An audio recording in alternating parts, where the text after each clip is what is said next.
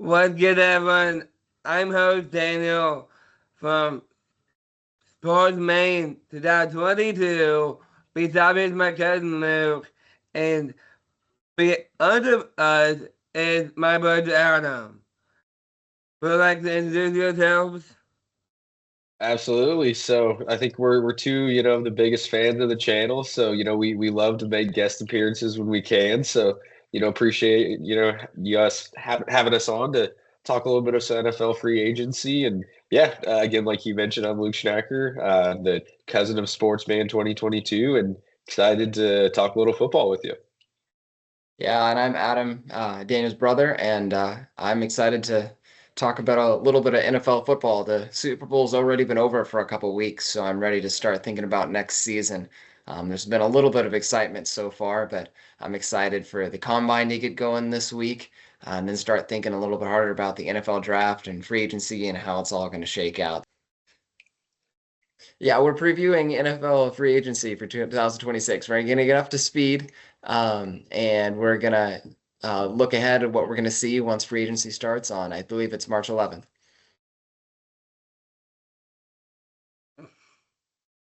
So thinking, yeah, so Daniel, I know we were thinking about maybe some of the first things we'd touch on were some of the, maybe people that are already off the board. And one of those big ones I know was a wide receiver maybe in Dallas. Had you heard about that one? I have George Pickens. Mm-hmm. Pickens, I like that for Dallas. Pickens is so fun to watch. He's certainly he's volatile, but he is to your point, he's a very, exciting player to watch. Interesting. And I'll have to see exactly the final numbers. I think the first year maybe franchise tag isn't too bad, especially like at wide receiver versus some of the other positions. So that'd be a little bit helpful, maybe helped guide their decision. But yeah, again, really exciting. Obviously, a big move of the last off season. So it'll be interesting to see if it pays up. Adam, what were your thoughts on that?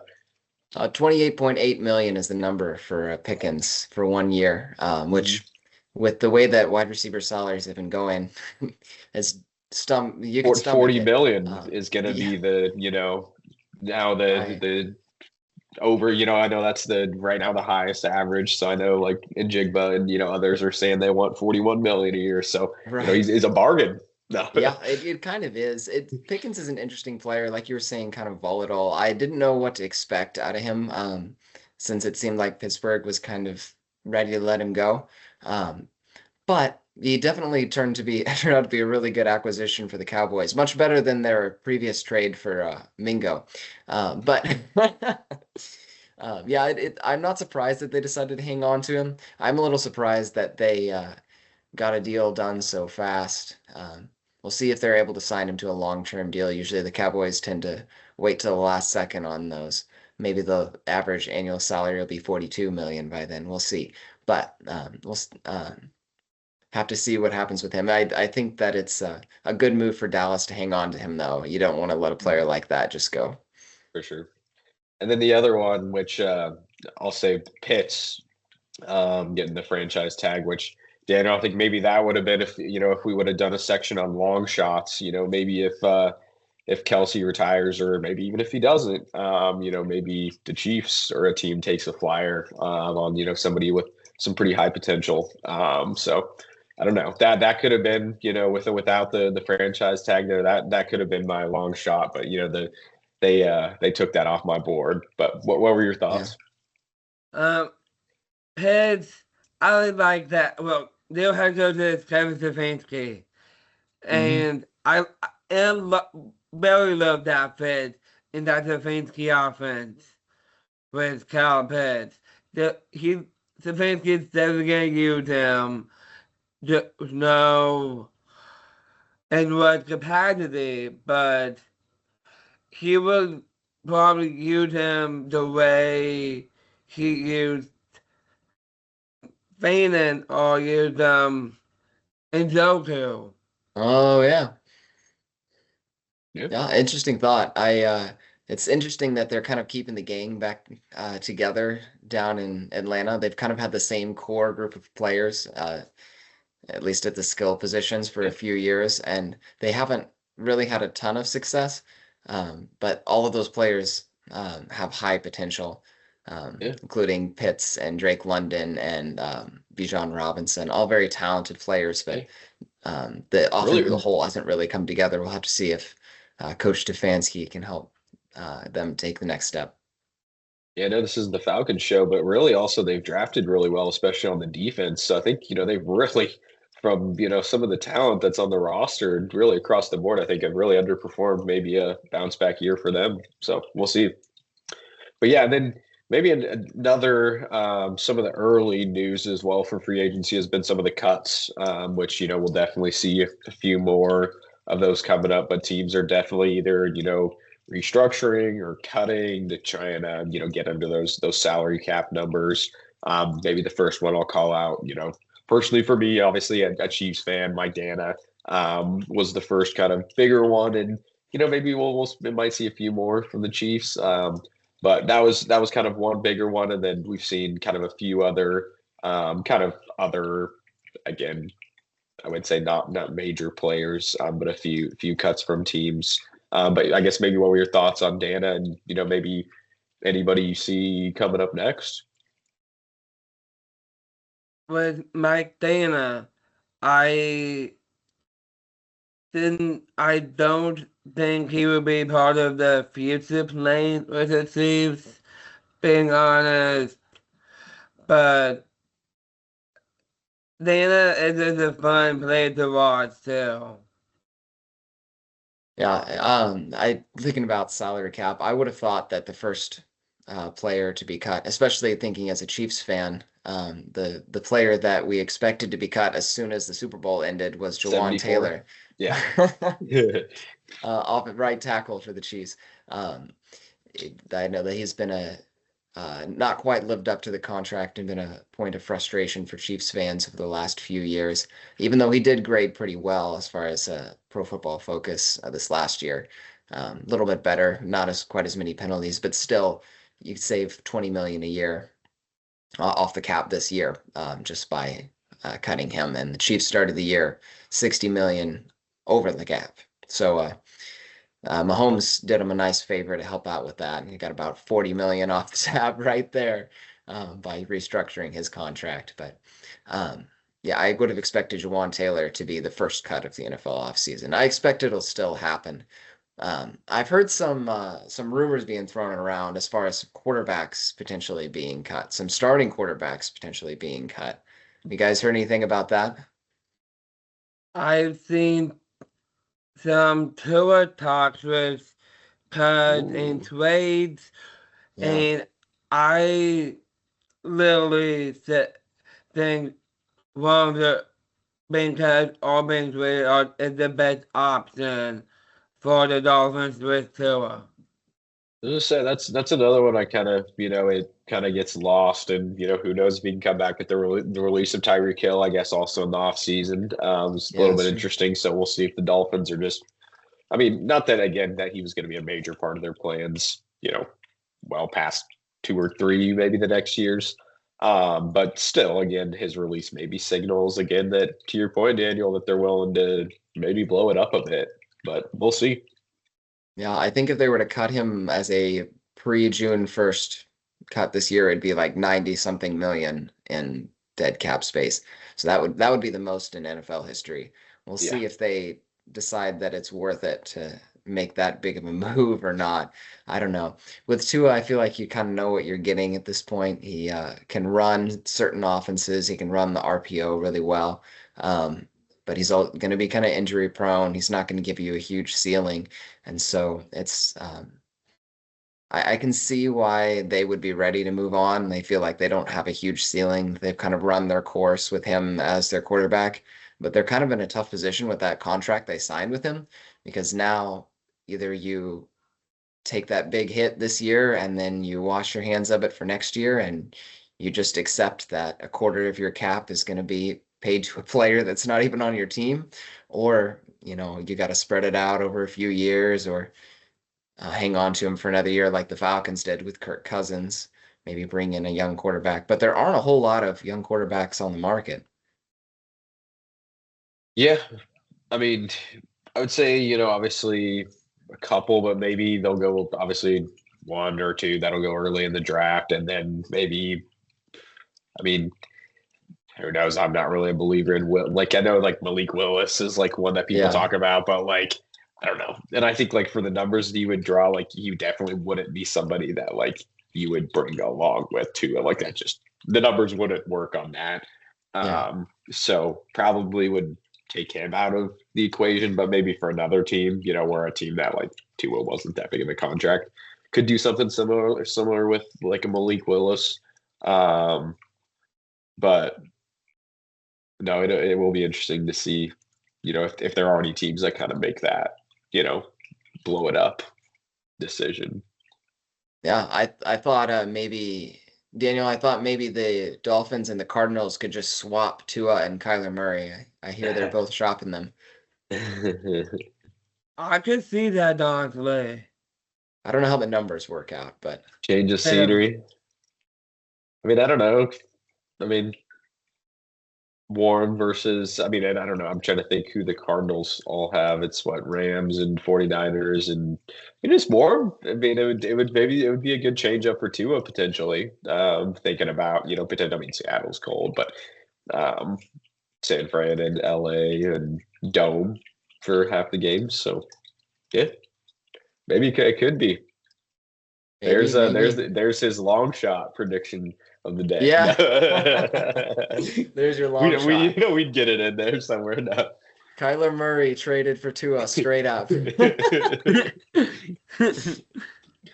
doing that if you're the GM, Daniel? I could see it happening, but they also have a young quarterback in Quinn Ewers that I really like for them going forward. He certainly struggled in his limited appearances in the NFL, I will say, but maybe he might bounce back. Maybe. What about the Steelers? Are they bringing back Aaron Rodgers? Honestly, I don't know what's gonna happen with Aaron Rodgers. I've been thinking about the Rodgers situation, and I just feel like the best thing that he can do is signing a one-day deal with the Packers.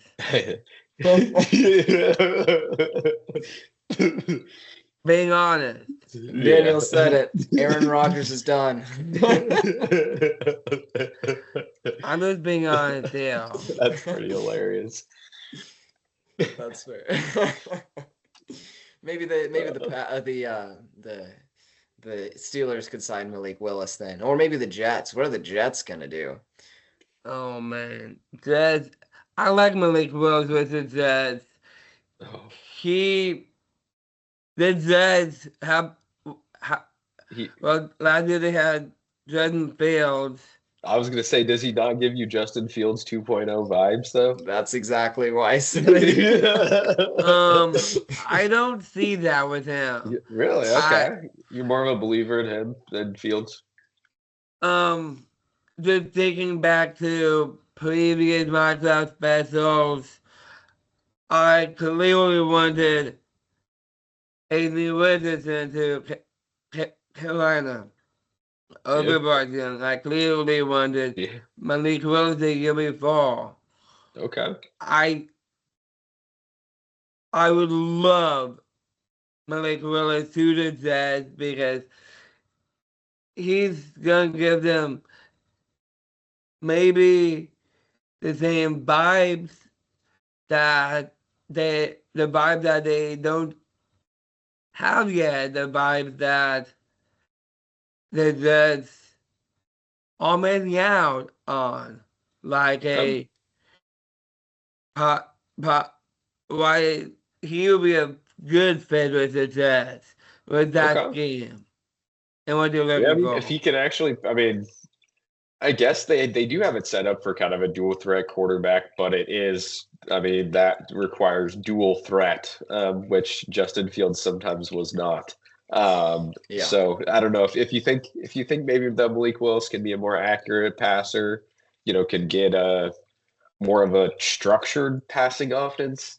I don't know if you could more that would be the better term for an improvement in the Jets offense, just because they struggled so heavily in the passing game. So yeah, I mean, if he is a Justin Fields 2.0, but like actually a 2.0, not just a 2.0 in that like he's the same, but it improved. Yeah. Certainly it could be an interesting move. There's And to your point Daniels. about the vibe, There's go ahead. Daniels' long shot. Yeah. Malik Willis to the Jets. We got lots of long shots in here already. Yeah, to Daniel's point about the vibes, it is true that the Malik Willis was on the Packers, and that's a winning program, and the Jets haven't had a lot of that. So maybe he can bring a little bit of that confidence and some of the way to approach the game that helps them out. You're talking about, Luke, about the structure of the Jets offense, and they are kind of built around that running attack right now with Justin Fields at quarterback and Breece Hall at running back. But Breece Hall is going to be a free agent now. Right. You think the Jets find a way to re-sign him, or what do you think the future holds for Breece Hall? It's tough to tell. I mean, that's with the running back mark. It's just, I don't know. It's so, and especially now to your point with, and even with him, are you a contending team? And not that like, you obviously can't just completely tank. And you obviously have to like sign players for talent, etc. But I guess it's just the question of like, in your current position, do you think that signing an above average, but obviously going to be above market running back is worth it? So I think they will. It's New York. They like to keep their, their big name players, the people that people buy the jerseys for, they pay up a little bit more for, which again, it's New York, they can do that. It's, a big market. So he probably ends up re-signing and then, gets traded in a year. Well, that was kind of my feel too, because they could have gotten a mid-round pick for him already from the Chiefs this year, and they decided not to do so. As a Chiefs fan, I was kind of disappointed about it at the time. I thought that maybe you add that dynamic running back to the Chiefs and that they'd be right back in it. As with the way that the season ended up, I'm kind of glad that the move didn't happen. Yeah. Mid-round pick for 6 or 7 games of Breece Hall, probably not worth it. But I guess you never know how it's going to turn out in that kind of way. Yeah, no, it's definitely true. Well, another kind of big one, and maybe switching over a little bit more to the defensive side. One that was a big kind of story this season, and then kind of went away when the Bengals turned to a horrible team. But Trey Hendrickson will be becoming a free agent this offseason, and so again, that'll be one that's interesting to see with Joe Burrow, coming back and everything from the injuries, and we'll see if he's going to be the Joe Burrow of really 2 or 3 years ago, and if maybe this is kind of their first signal of if they're going to keep trying to push for a championship, or they need a little bit of a reset. Maybe this will be kind of the first signal of that. But I guess also, obviously the Bengals have historically been seen as cheap. I mean, people have said that. So, we'll see if they maintain that attitude again. Yeah, what do you think, Daniel? Are the Bengals going to re-sign Hendrickson?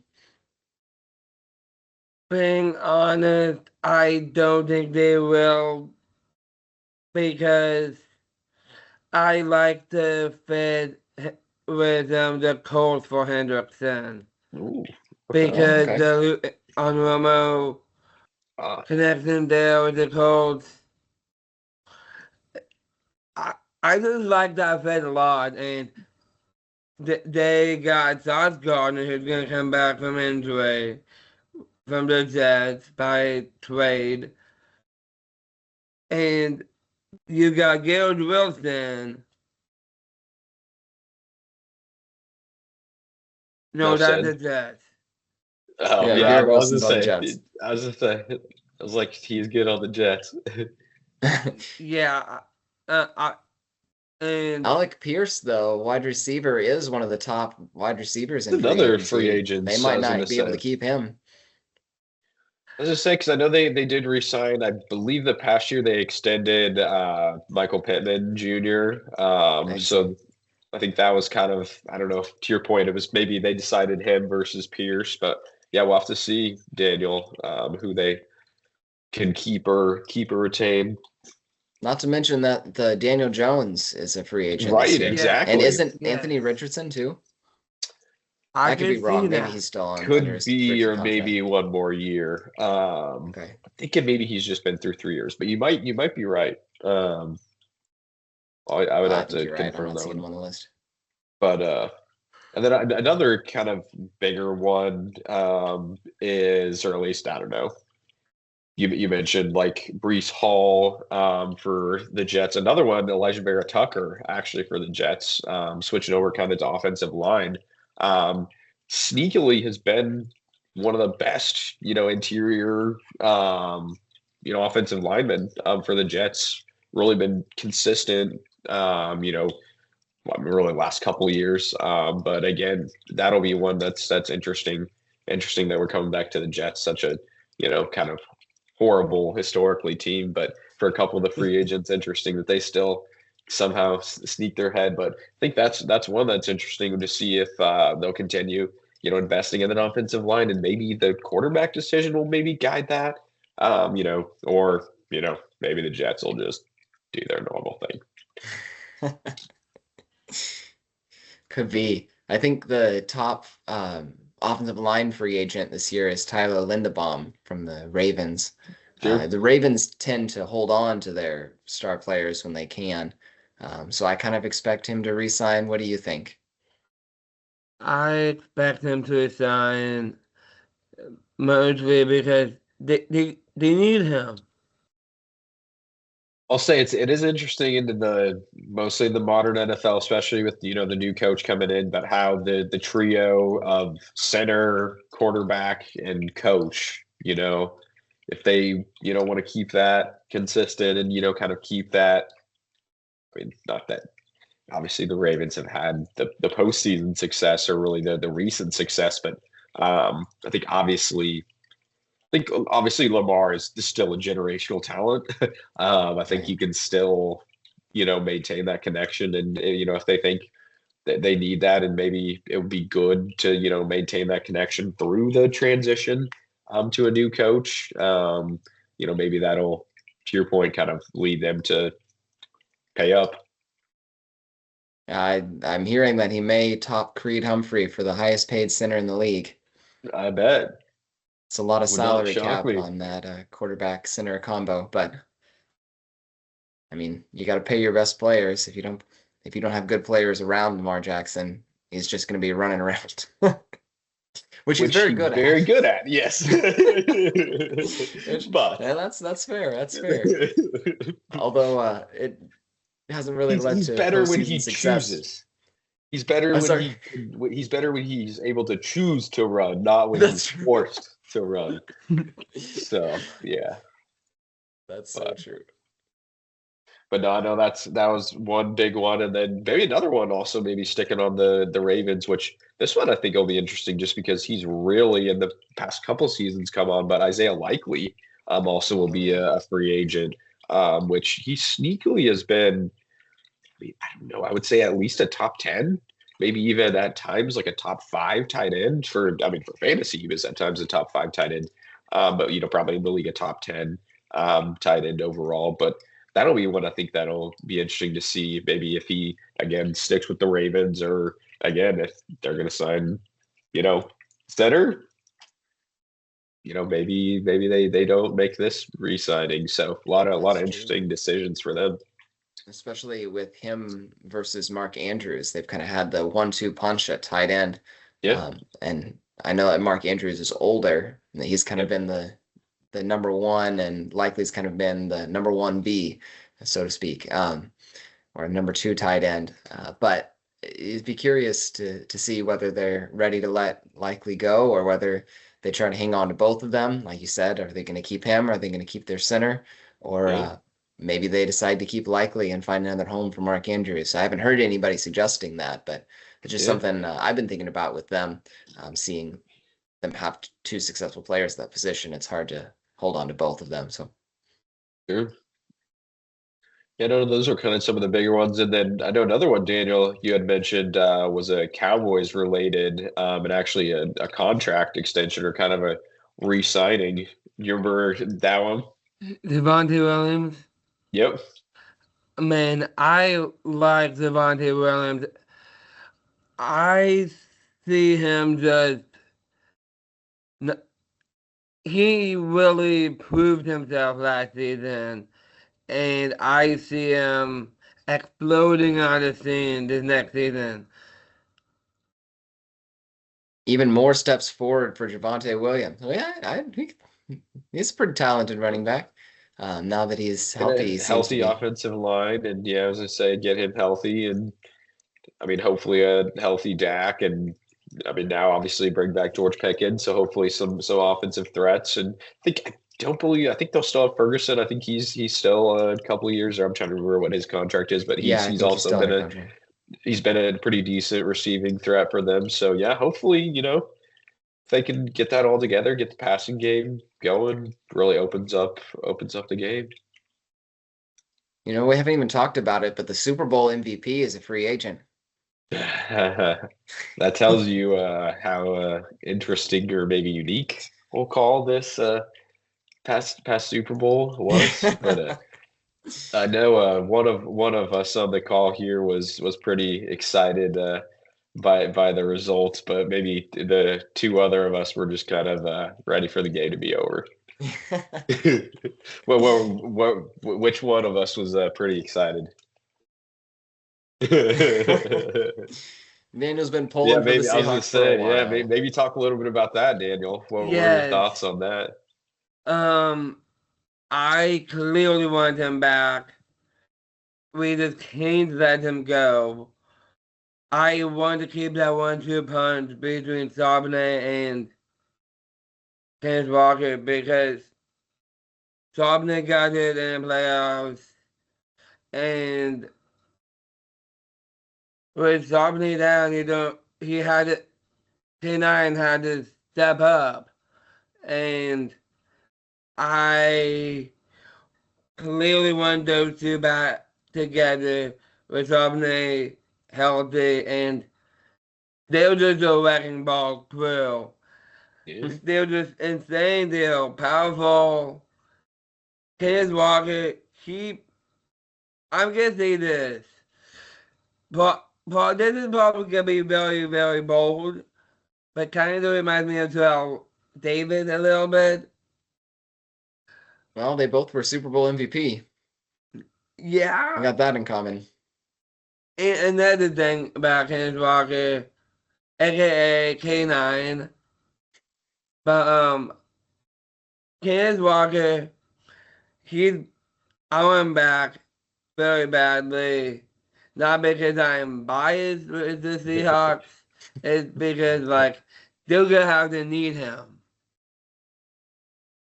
I think he'll be an interesting case study as far as where the running back position is, as far as like the market and contracts and all of that, because it seemed like there was almost no market for running backs for a few years there. No matter how good you were, you still weren't going to get much of a contract. And then Derrick Henry and Saquon Barkley kind of changed that. I don't think Kenneth Walker is on the same level as them. I think he's clearly a limited player. Very explosive, very powerful, a great runner, but he's not that good at pass blocking and he's not that good at pass catching. And so he's really kind of a first and second down back, which is where he fits really well in a 1-2 punch with Charbonnet, and it's been working great for the Seahawks for the last few years. However, like now that he's up for a contract, you have to decide how much is that worth? How much is he worth as a really solid member of a 1-2 punch? Can he be the guy? Can he be the one guy to lead a backfield if you have to choose between them? I don't know. He kind of has to have a running partner to really be successful, and so um, I'll be curious to see what kind of contract he gets and from who.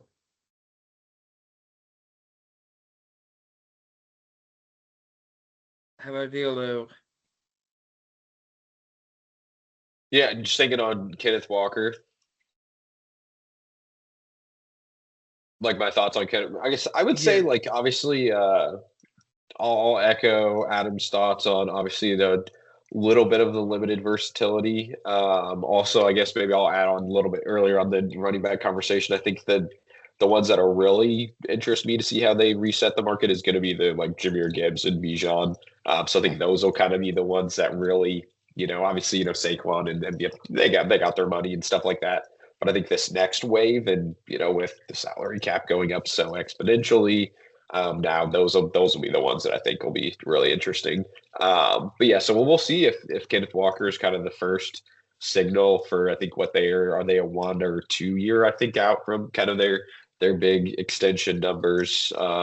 So yeah, we'll have to see, Daniel. Obviously, it's hard to guess just because there are a lot of teams do get that Super Bowl boost, and I think all the players just get so attractive. So we'll see if that leads to a team just maybe giving him a really big number, and maybe he doesn't even want to stick with Seattle. Who Yeah. knows? Maybe he wants to, not that he was under the shadow of Charbonnet, but maybe he wants to just expand and be the one guy. So we'll have to see. Obviously, the assumption is that he wants to stay, but we'll see. Yeah, they look a lot. Players look a lot prettier with the Super Bowl ring on their finger.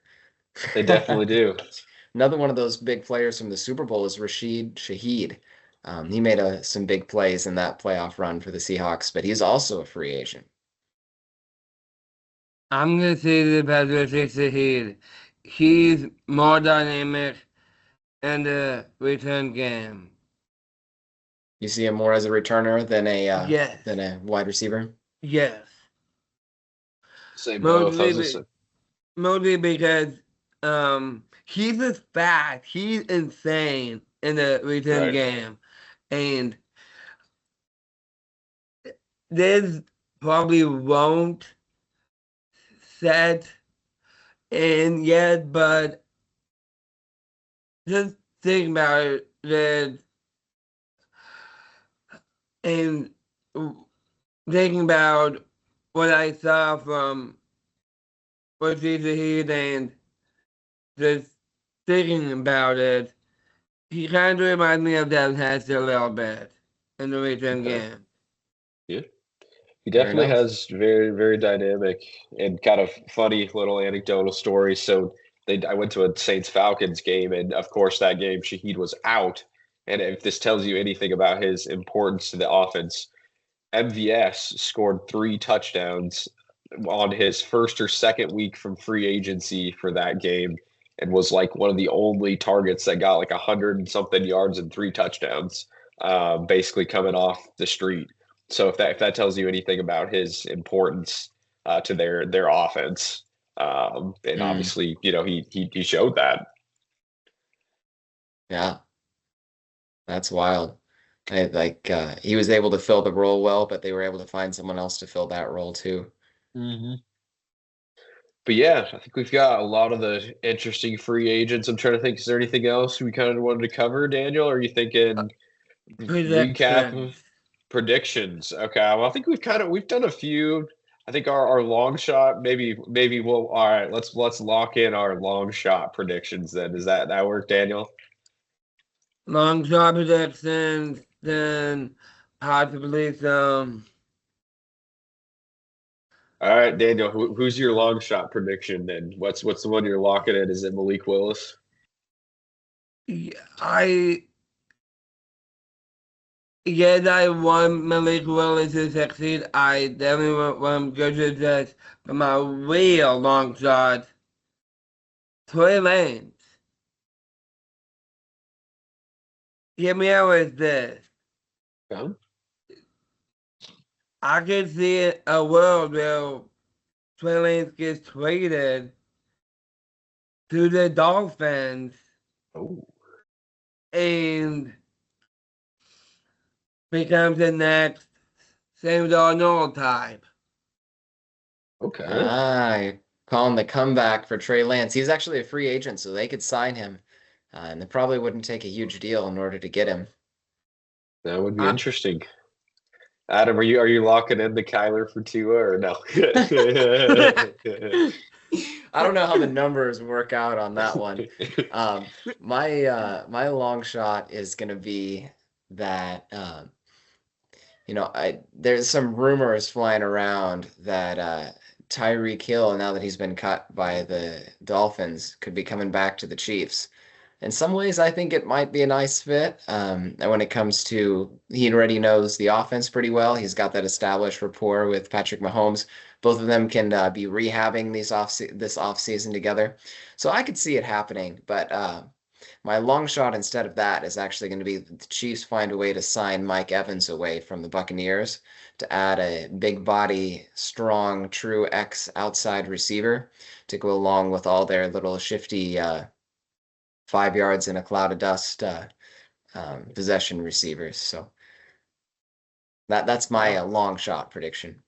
Yeah, that would absolutely be exciting. I was going to say, trying to even remember the one I had mentioned earlier, but I think maybe the one I'll end up going with. Oh man, there's so many options out there. We'll go with I'll go with a real long shot. One I think has no chance of happening, just given a recent extension and slightly being biased. But Hendrickson to the Chiefs. Let's lock up long term both ends of the defensive end. We obviously saw an early cut.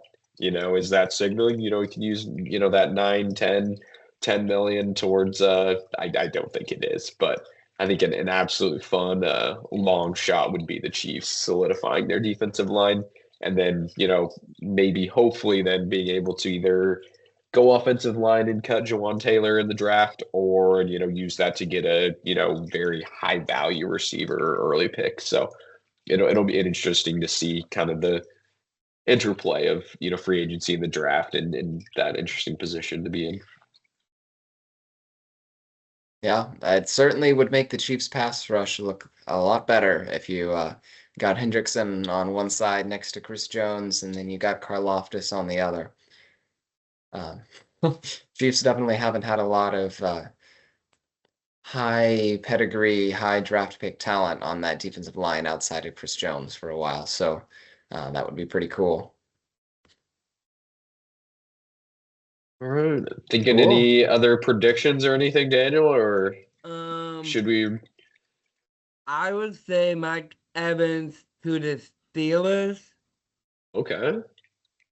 Because, well, it's this pair of Mike Evans and DK Metcalf. And those two are going to really lit things up. I just love that fit because it does will be fun to watch, two because the body build and he just will give them another option. Okay. And who's their backup quarterback? Will Howard can be thrown on the ball. Yes. What do you think about that? Well, that would certainly be interesting decision for their new coach to make. I don't know if he wants to make that decision, coming off the bat, but yes. We will see you in the next one. Peace.